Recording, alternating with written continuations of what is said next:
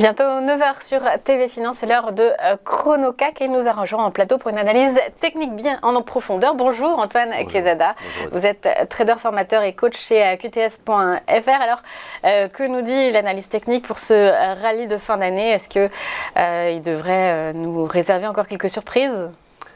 Bien écoutez, c'est un marché qui est assez étonnant. Alors résilient, c'est le mot qu'on utilise déjà depuis pas mal de mois. Je suis assez surpris par ce marché, qui m'envoie des messages un peu contradictoires, je dirais.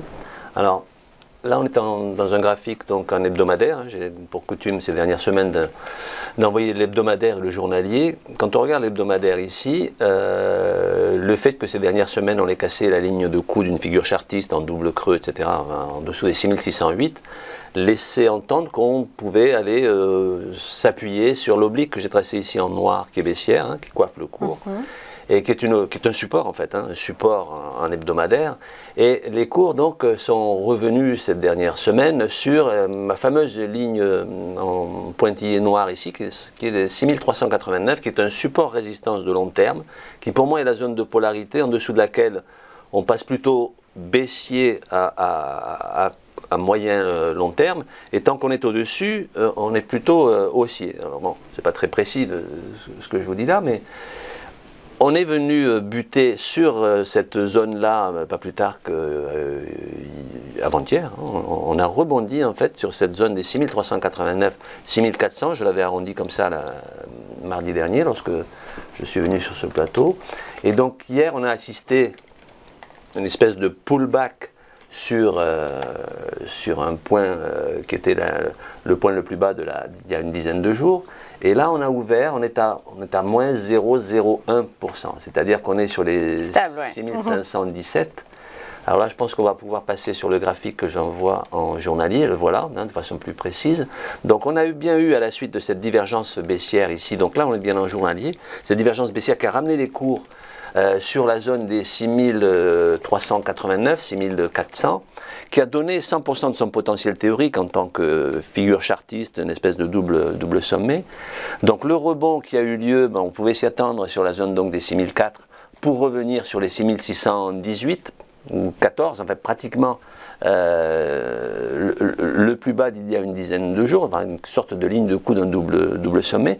En clair, on est dans cette zone entre, et je pense qu'on va y rester, on est dans cette zone entre les 6400 points et les 6600 points.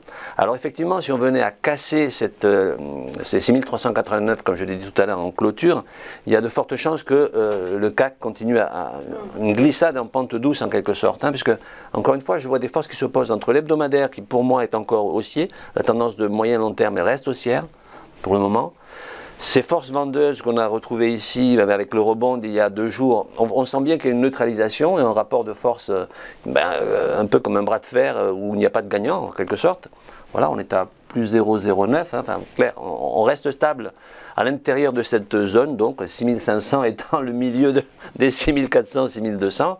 Et que dire, je pense qu'on a affaire à des supports qui sont malgré tout solides, même si les fondamentaux laissent entendre que la récession dont certains parlent peut se produire, et logiquement elle devrait être effective, mais en tout cas graphiquement parlant, je m'étonne moi-même de cette forte résilience du CAC, et donc je ne pense pas qu'à moyen long terme, il y ait une vraie baisse, en tout cas pour le moment. En tout cas, rien ne me laisse entendre à court terme que ce marché est fragile. Et j'en suis le premier étonné. Il continue d'être soutenu. Absolument. Et donc, pour moi, les niveaux majeurs, je le disais déjà il y a quelques jours, ça reste cette zone donc des 6400 points, où on a la confrontation d'une grande ligne horizontale, donc les fameux 6389, mais c'est vrai qu'on les a touchés à un point près, et ça fait déjà des mois que ce niveau est hyper représentatif de la polarité du marché. Donc grande oblique baissière, et on est au-dessus, la grande oblique baissière, et gros support horizontal, et rien ne me laisse à penser qu'on va le casser aujourd'hui en tout cas. Donc je pense qu'on va faire une latéralisation, c'est un mot que je n'aime pas utiliser parce que c'est quand on ne sait pas qu'on dit ça en général, et j'avoue que à court terme, je ne sais pas, je pense qu'on va rester un petit peu en latéral. Voilà, en tout cas. On a peu de volume aussi sur ces très peu de derniers volume, jours c'est de normal l'année. aussi, c'est un petit peu logique.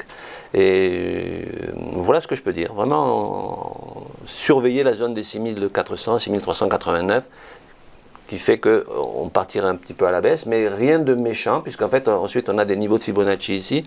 Si on venait à la casser, on pourrait aller à 6226 points, c'est-à-dire les 50% de retracement de toute la phase haussière qu'on a depuis fin septembre, hein, puisque, vous voyez, donc pour le moment, les 38,2 de Fibonacci donc, tiennent, et je ne vois pas d'éléments qui pourraient les faire casser ces jours-ci. Bon, avec les festivités qui arrivent, je pense que les marchés vont rester calmes, avec très peu de volume, vous l'avez dit.